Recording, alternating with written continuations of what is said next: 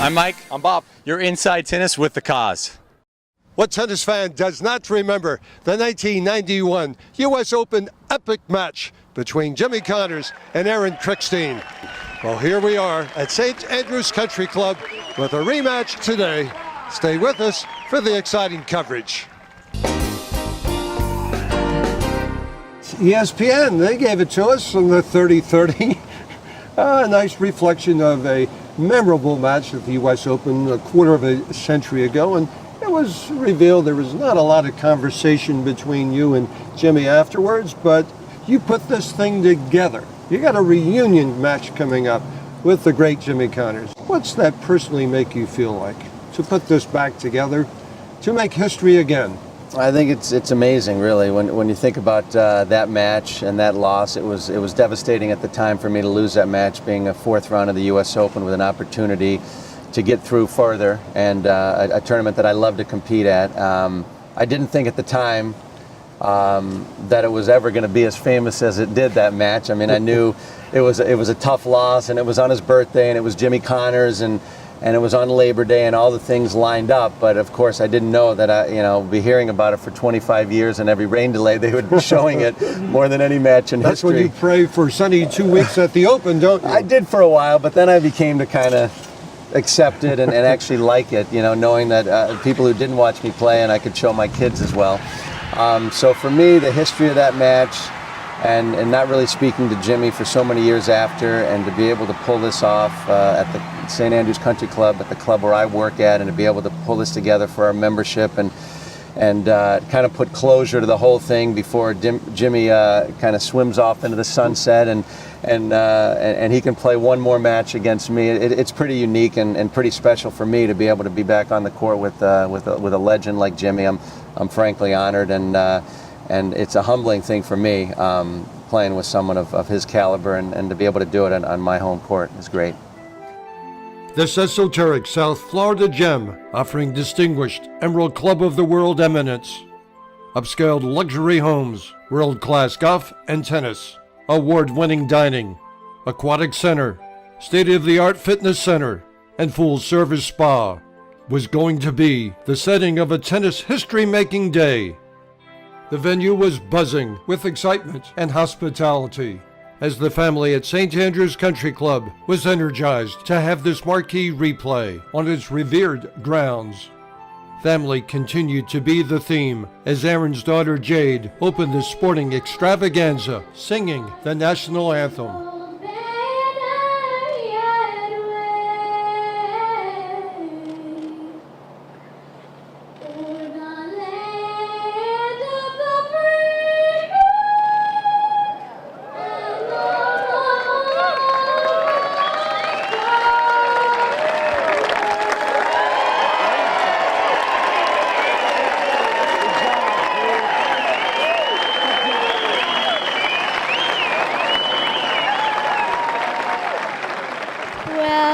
I was really embarrassed before, but I ended up having a great and amazing time. It was so much fun. It really is something extraordinary that our board president, Ed Rice, it was his vision and dream to have Connors and Krickstein have this match, and he kept pressing Aaron and say, come on, you need to call Jimmy and let's try to do this. And after a lot of persistent pushing, Aaron agreed, and it was well received by Jimmy. So we're so excited, and the members are just so enthused to come to this once-in-a-lifetime event. I think truly I get too much credit. I really do. I think really the credit, I came up with the concept, I came up with the idea, went to Aaron, and Aaron ran with it, and everybody just took charge. Everybody ran with their ideas, and what you see is the reason for that. We've been excited for weeks, actually, since it was announced that Jimmy Connors was coming to play here, that Aaron pulled it off with Ed Rice's direction to have Aaron contact Jimmy Connors. It's really great. We've been so excited. Jimmy Arias, you played both of these guys, Krickstein, Connors. What do you enjoy most about when you were playing Connors? Not much, to tell you the truth, when I played Connors. It was difficult because what people don't realize is he hit the ball so low that I remember the first time I played him, I was 17, U.S. Open, night match, third round. We go walking on the court together. Who worked the crowd more, you or he? Well, I mean, everyone loved him already. No one knew who I was at that stage, really. That never stopped you, Arias? It did not stop me there. As soon as we walked on the court, I'll tell you, the crowd starts immediately screaming because you walk. In those days, we walked out together. It wasn't such a big one guy walks out to applause, another guy walks out. We both just walk on the court. I'm behind him, and the crowd starts yelling, "Come on, Jimmy! Come on, Jimmy!"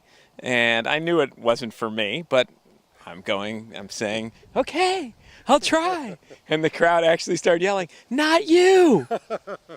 And in that match, I was actually a set all and up 4-1 in the third set, and my thighs gave away because I'd never played someone that hit the ball so deep and low that you had to be down to hit the ball solidly. Your legs had to be bent. In our era, you could hit and float a little bit. It's a little different than today's game, so physical, and it was just too physical for me. I lost it in the end, lost it the last 12 games or so. Jimmy, nobody gave the game more than you. You were Mr. Entertainment of tennis. Tennis was at the boom, you know that. Today, if we had that boom, what would tennis be like, and how much do we need it? Well, I mean, I'm probably the wrong person to ask. You should ask You're somebody the right person that's to in tennis right now. I'm not in tennis, and but the fans seem to like it. You know what's going on today, but we could sit here and have a discussion about what's good and what's not so, and what I think should happen. But in reality, the game is booming, and like I said, the fans seem to like what's going on. So that's really all that counts. The juices still there? No, unfortunately not. I wish I still have a little bit of the competitive spirit, and certainly not in tennis. I mean, I'm not around it. And I don't play quite as much as I'd like to, and but anything else I get into, whether I'm playing golf or whatever, certainly the juices are there. I want to try to play as good as I can and become as good as I can be, but. I was lucky to do it once, and I was very satisfied with that, and I never wanted to be anything else but what I was, and that was as good a tennis player as I could be, and I'm very happy with that. Rumor was the harder you tried, the luckier you got.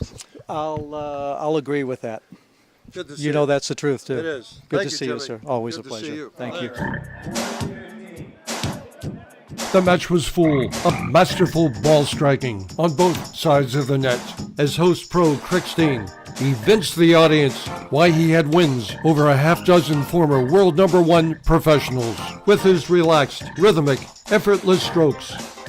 8 slam singles titleist 62-year-old Connors, once a maverick, now a veteran, in sleeveless sweater and long whites, was rock solid with his signature flat, low, net skimming bullets.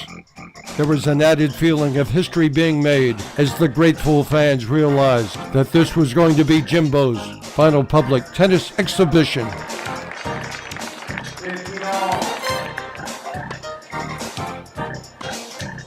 Krickstein recorded a well-earned 8-5 victory on the last page of his celebrated chronicle.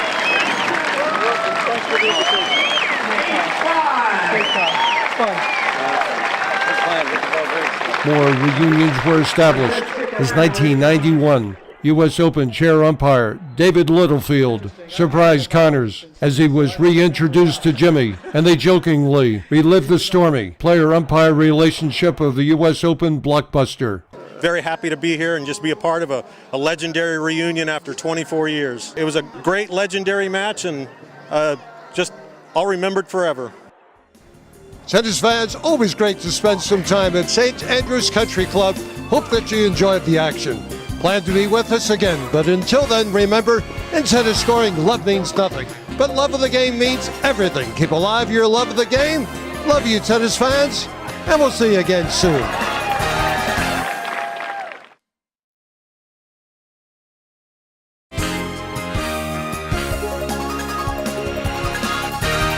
Hi, I'm John Isner, and you're Inside Tennis with The Cause.